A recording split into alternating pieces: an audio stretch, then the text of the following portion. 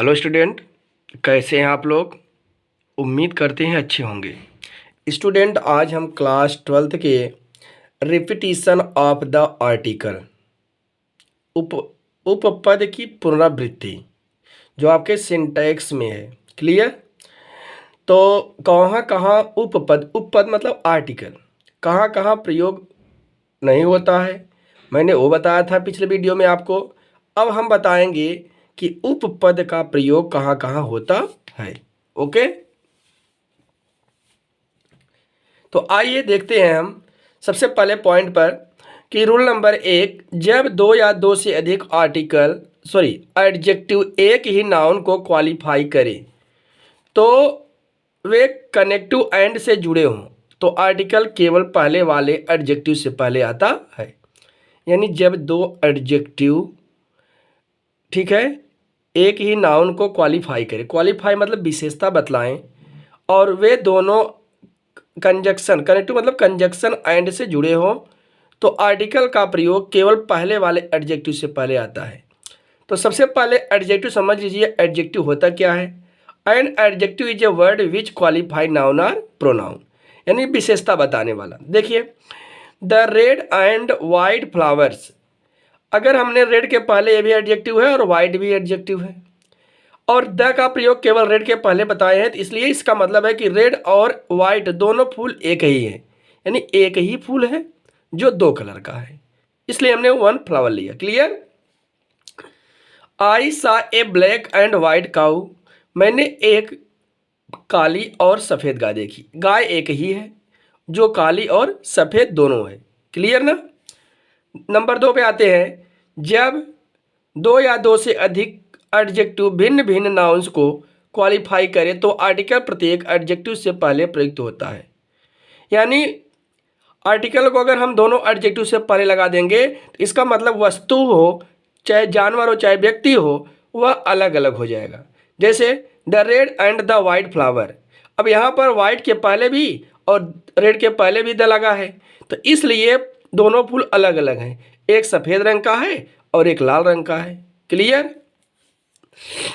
आइए नोट पे देखते हैं कि यदि नाउन बहुवचन में है तो आर्टिकल दोहराने की जरूरत नहीं है। ध्यान दीजिए, the first and second chapter are very interesting, यहाँ पर फर्स्ट के पहले हमने द लगाया क्योंकि एक ही पुस्तक के दो चैप्टर हैं। क्लियर। अगर अलग अलग पुस्तक के होते, जैसे हिंदी फर्स्ट चैप्टर और इंग्लिश का फर्स्ट चैप्टर, तो अलग अलग होता, लेकिन ये यहाँ एक ही बुक के दो है। क्लियर। इसलिए बहुवचन में है, इसलिए हमने फर्स्ट के पहले द का प्रयोग किया। Clear. The French and English left the field, एक ही स्थान से भागे हैं। इंग्लिश का मतलब अंग्रेज और फ्रेंच का मतलब होता है फ्रांसीसी, इसलिए हमने फ्रेंच के पहले द का प्रयोग किया। कोई अब डिफिकल्टीज? नो।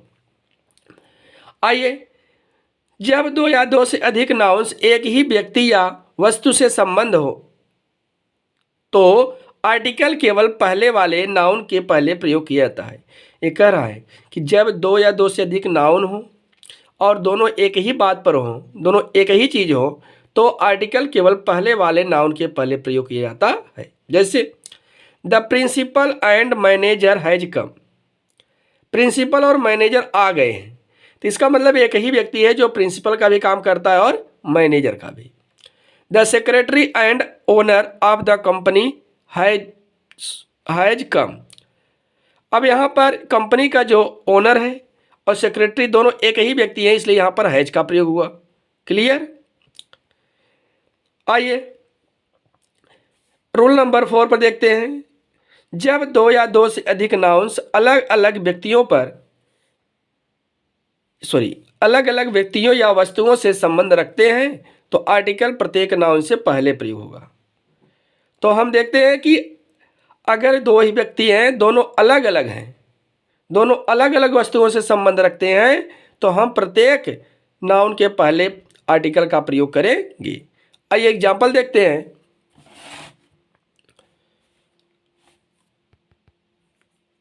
देखिए, जैसे the principal and the teachers have come, principal अलग हैं और टीचर्स अलग हैं, इसलिए हमने यहाँ पर सहायक क्रिया बहुवचन का प्रयोग किया और आर्टिकल प्रत्येक नाउन के पहले द का प्रयोग। Clear. The driver and the peon had gone. यहाँ ड्राइवर दूसरा है और प्यून दूसरा है, इसलिए दोनों के पहले आर्टिकल द का प्रयोग हुआ। कोई प्रॉब्लम? रूल नंबर 5 पे चलते हैं। हाफ शब्द के बाद आर्टिकल ए अथवा एन आता है। जो हाफ होता है, हाफ में से आधा। जैसे आवर है तो पहले ही बताया गया है कि आवर के पहले एन का प्रयोग होता है। क्यों? क्योंकि यहाँ पर यह साइलेंट है, इसका उच्चारण स्थान ओ है, तो आ के पहले एन का प्रयोग हुआ। क्लियर? तो हाफ एन आवर, हाफ है ईयर। अब यह वाई है तो वाई का अर्थ यह है, तो एक कॉन्सोनेंट हुआ हिंदी में। क्लियर? इसलिए इसके पहले ए का प्रयोग। मंथ में ऑलरेडी जानते हैं यम है, इसलिए ए का प्रयोग। कोई दिक्कत? सच के बाद ए अथवा एन का प्रयोग होता है। सच क्या है? सच माने इस प्रकार या इस तरह की, I have never seen such an man. देखो सच के पहले बाद एन का प्रयोग हुआ ना, एक्सीडेंट। ऑलरेडी जानते भी हैं कि एक आए तो ए है, इसके पहले एन का प्रयोग है। ऑलरेडी इसके नियम के अनुसार हमने सच के बाद एन का प्रयोग किया। इन माई लाइफ, करें इस प्रकार की दुर्घटना मैंने अपने जीवन में कभी नहीं देखा।